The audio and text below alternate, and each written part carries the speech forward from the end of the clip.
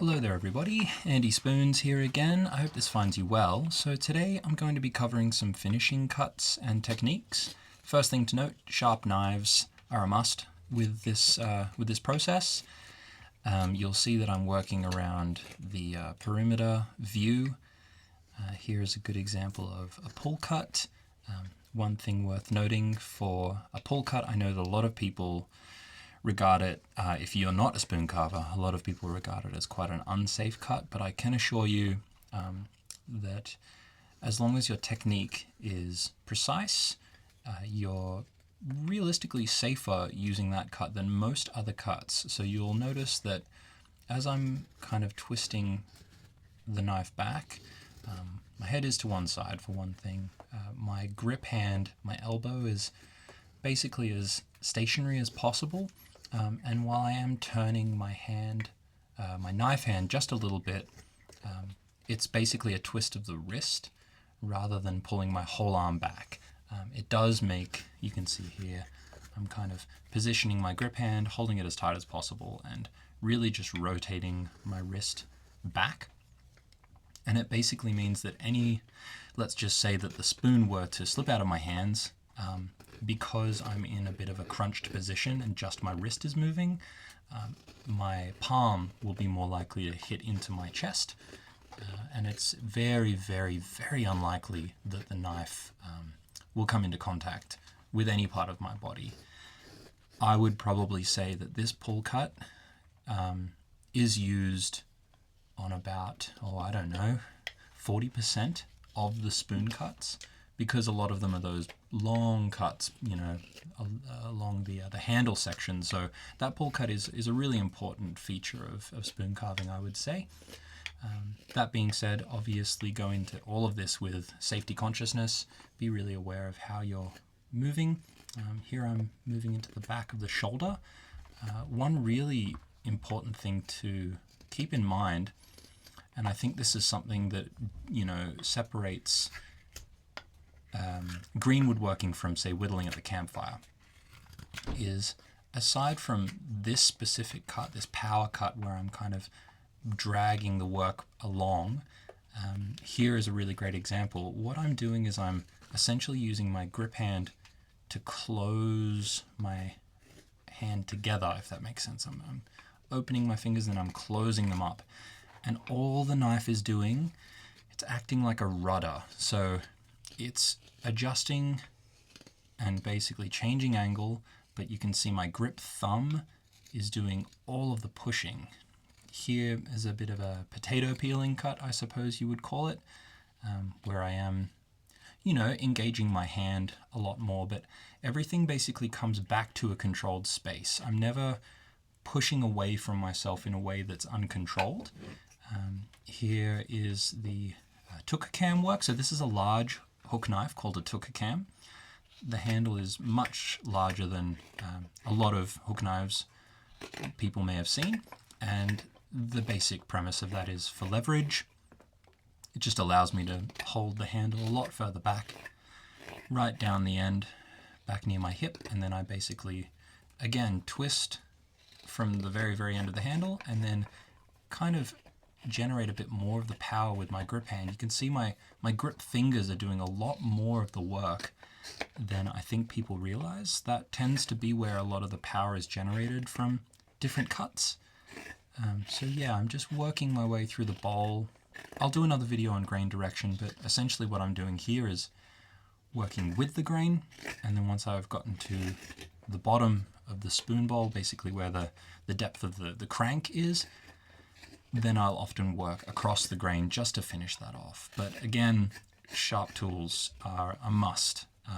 It really is essential to making sure that you get a nice clean finish, because I don't sand any of my work. So here is that cross cut, which really only works if your tools are sharp. So making my way across the bowl and spinning back along. I'm left-handed, it's worth noting, because I know that some people have wondered if that changes anything. It changes the direction of the hook. You can have left and right-handed hooks. I use both depending on the application. This is a left-handed hook, so it's kind of pulling towards me, as you can see. in that same potato peeling motion. Yeah, so clearing out that section with the Tooka cam, having a little coffee break, and then back to the Sloyd knife. And then what I'm doing here, once I've done the bowl section, is I flatten out the top just so that I can finalize my the design. Because it's all freehand, I want to make sure that I leave myself, you know, enough excess to kind of redefine my lines. So I'm just basically running back down the spoon just a little bit, making a couple of little detail cuts in here in the shoulder, using right at the tip of the knife to essentially curve into the grain and then back up out of it. And then I'll cut back and it'll kind of be a little scalloped detail on the shoulder.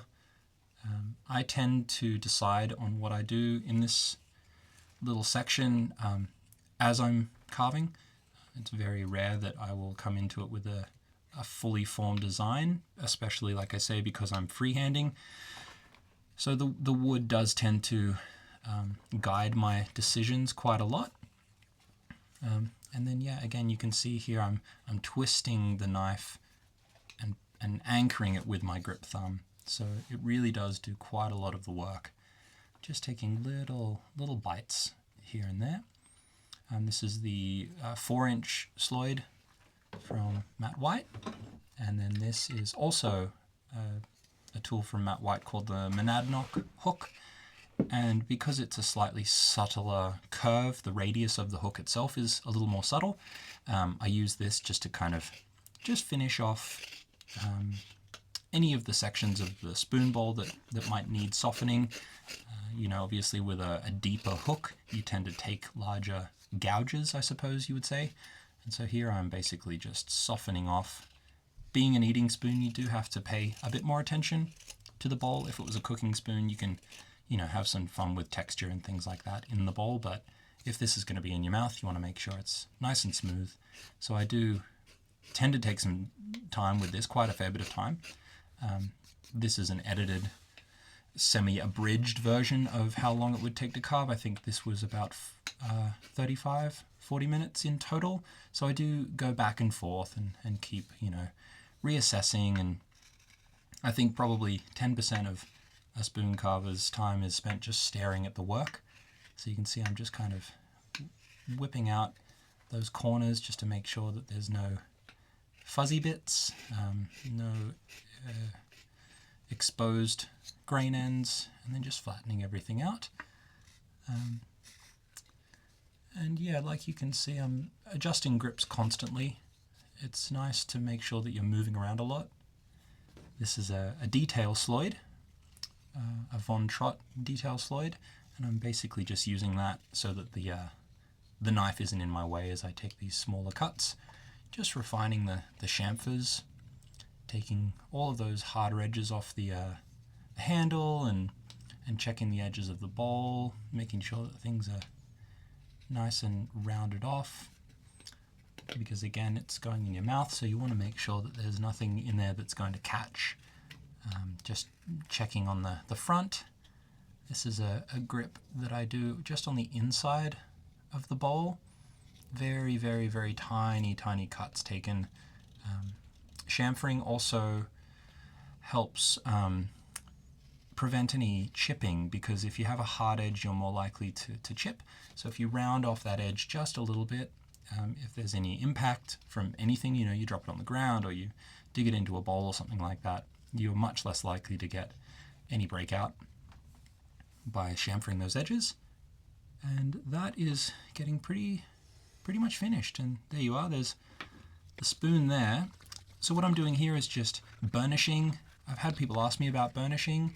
It really is just rubbing it. This is a piece of ceramic, hard ceramic.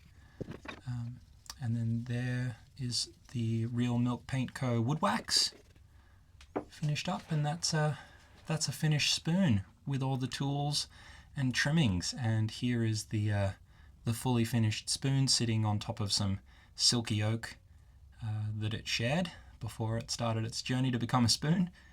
So thank you all so much for watching, and I hope you have a wonderful day, and I hope this finds you well. All the best.